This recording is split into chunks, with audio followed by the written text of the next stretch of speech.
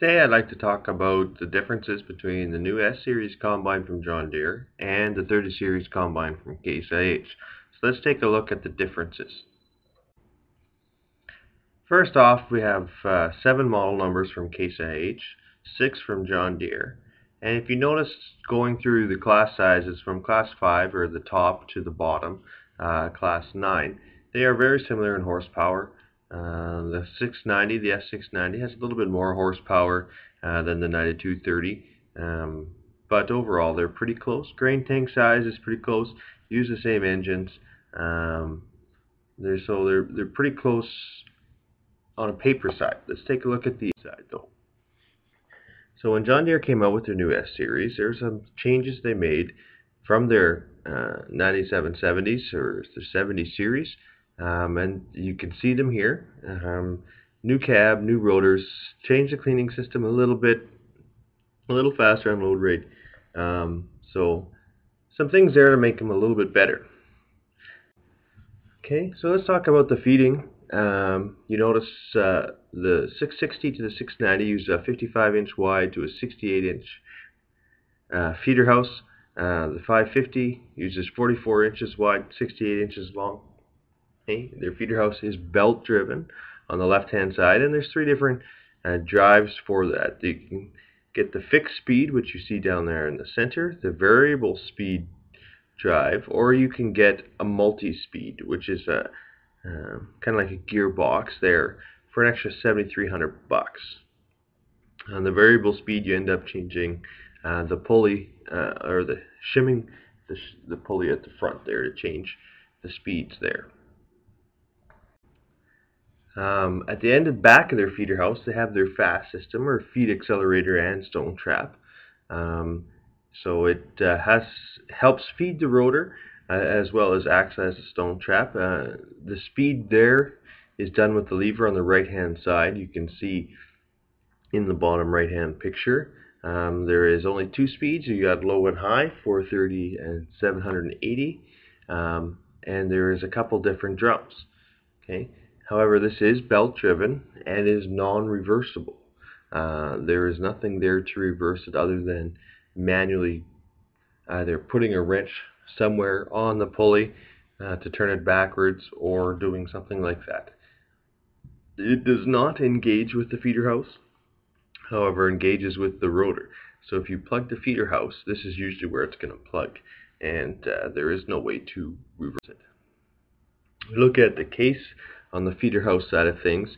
We have 54 inches wide by 94 inches long, so a little bit longer, but a little bit narrower than some of the John Deere ones, but they use what they call match capacity. They have the lateral tilt, as John Deere does. Total of 10 degrees on the CaseIH. It's 8 degrees on the John Deere. Feeder chains are pretty close. There's a 4-strand 3-slat. They use stamped steel slats, where the John Deere uses cast. So there's a difference there. The rock trap is one of the things that's maybe a little unique to Case. It does not require the rock beater to feed the rotor, so it is strictly just a rock trap. So you don't need to have that beater in there if you're one of the farmers that doesn't have rocks, which will gain you capacity. The less you put in the feeder house, the more capacity you get. However, one of the big features for the feeder house and the header drive is the Power Plus CVT drive, which is 100% mechanical, auto variable speed feeder, infinite speeds basically, and that is standard. So there's no belts or chains. So you can see in the picture there, it's a drive shaft that runs down the whole left hand side of the combine to drive the feeder house and the header. So it's a positive drive, 100% mechanical. We start talking about rotors. The John Deere system has the 2 rotors. They have the tri-stream rotor and the variable stream. Now the tri-stream is basically like the bullet rotor was on the 70 series. So that's kind of stayed the same there. But the variable stream, you notice all the big difference there is is they moved the taper a little bit further back, so it's a little bit longer of a taper. And the variable stream is what the rotor they recommend for Western Canada to help with the tough straw we have up here. They have 3 different types of concaves: the round bar, the large wire, and the small wire, and only one separating grate, which would go below the tines on the back half of the rotor. So the larger combines use a 30-inch rotor, while the 550 or the Class 5 uses a 24. Okay. The big thing here, which a big difference between them and CaseIH, is you notice that their cage expands as it goes back. So the further it goes back, the more room there is for crop on top of the rotor, which uses their tines. Probably the best way to think about it is their rotor is kind of like a dryer on the tumble cycle.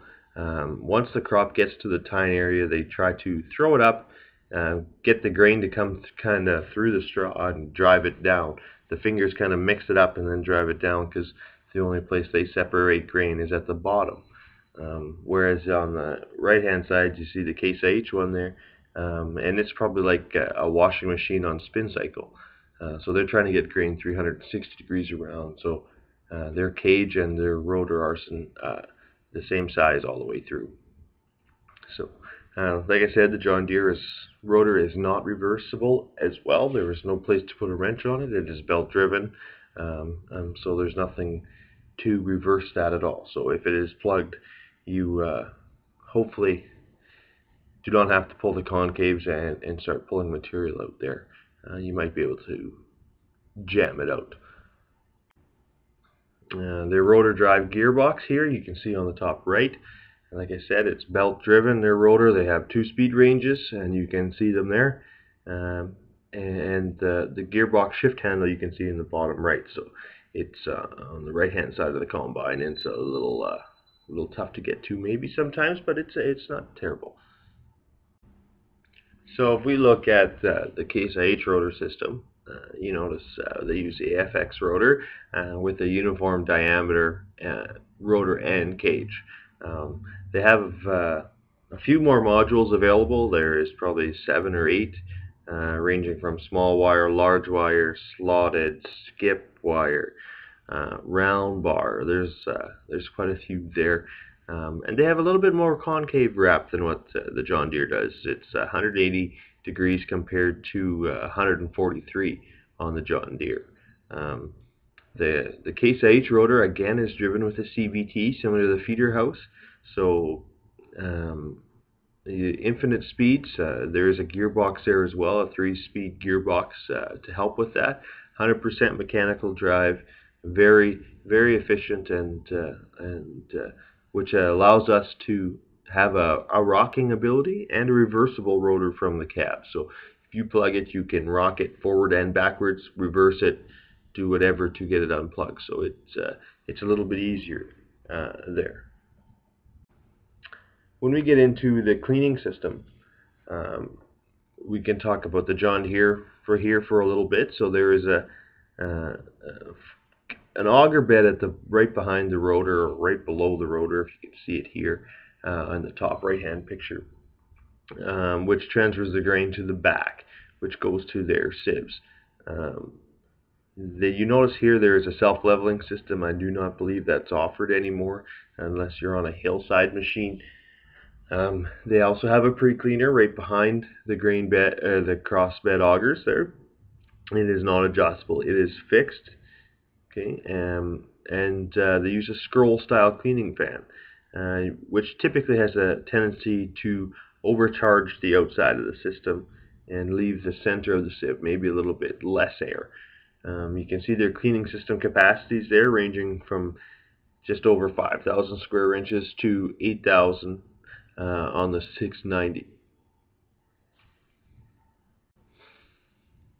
They use a tailings processor now on the larger combine, so the 680 and the 690, so they are not returning tailings back to the rotor anymore. You can see over there in the bottom right hand picture that it actually just kind of goes on the back of their grain pan now and dumps across. Again, that's done for a couple reasons: gain a little bit more capacity, and as well as prevent a little bit of crackage. Again, belt driven, tailings elevator as well, and 550 to 670 use a tailings auger. Um, for those ones, the tailings is returned to the rotor. If we look at the CaseIH system, they use a little bit different of a self-leveling sieve is standard on all their machines, so it allows up to go to just over, you can see 14% on 14% slope. So you look at the cleaning area at the bottom left. Now this is on the 20 series, 10,000 square inches on the 81 and 9120, just over 8 on the 7120, and now if you go into the 30 series, they're all at 10,075 square inches. Yeah, 7230, 70, 8230, 9230. They've got grain tank size is about 350. John Deere can go up to 400. CaseIH uses what they call a tri-seat processor, so it's not necessarily a rethrasher. It just relies grain on grain to do that as well. So if we look at some of the things on the John Deere as far as grain handling goes, we talked about grain tank capacity, so 400 bushels on the larger two, 300 on the 660, 670, and only 250 on the smaller one. We look at unloading rates there as well, 3.8 on the largest two, and then it drops down to 3.3 on the 660, 670, and 2.2 bushels per second only on the 550. So you notice that as well as the longer unloading augers are only available on the 660 to the 690. This 550 does not allow the longest auger. And they do have folding grain tank covers as well available. When we talk about that's the residue, okay, there's a discharge beater right behind the rotor, which transfers material back to the chopper, which is at the very back of the combine. There's straight or wing chopper knives available. The big thing with the wing ones is that they'll spread a little bit farther, create a little bit more wind, but also take a little bit more power. Then they also have a two-speed chopper. So bottom left-hand picture, you'll notice you'll have to give that little cast T-handle a pull and a twist to shift your speeds there. They have 3 different spreaders, and it allows you to do different things. I guess we talk about the standard one. You spread up to 30 feet. You can have in-cab fin adjust, and your 2 options are to spread windrow, or spread chaff and straw, or windrow chaff and straw. If you step up to the power cast tailboard, you notice you get a little bit further spread, up to 50 feet. It is hydraulically driven, where the first one is belt driven, has no spreaders actually at all. And it gives you the same option, so you either spread everything or you drop chaff and straw. However, that's going to cost you an extra $6,400. When you step up to the advanced power cast, okay, the big difference there is you can either spread everything, windrow everything, or spread chaff while windrowing, and that's an extra $8,300, and that's the difference between the power cast and the advanced power cast, just a little bit different there. When we talk about the CaseIH system, okay, there is a couple different choppers available. There's the extra fine, a fine, and then the standard, a discharge beater for maybe if you're doing just corn and just beans. Okay, the big thing there is standard is they can do what the advanced power cast does on the John Deere. So you can drop everything, spread everything, or windrow straw and spread chaff, and that is a standard option there. So it's that allows you to do pretty much anything you want there as well. Finally, we just kind of look over the drives on an S series there, and if you take a look, you can count the little boxes there. and there's over 24 actually belts and chains on an S series. There's 21 pictured here, and there was a few more that weren't. And so the big thing with belts and chains is eventually you have to adjust them all, whether it's tension, okay, and it just leads to more idlers, which leads to more bearings, which leads to more maintenance. So extra areas to grease, extra areas to service. So each one there is very little there as far as there's I believe 6 chains and 4 belts, so there is very little there to maintenance, and that was the big benefit of the CaseIH, which is with the CVT. Well, thanks for watching, guys.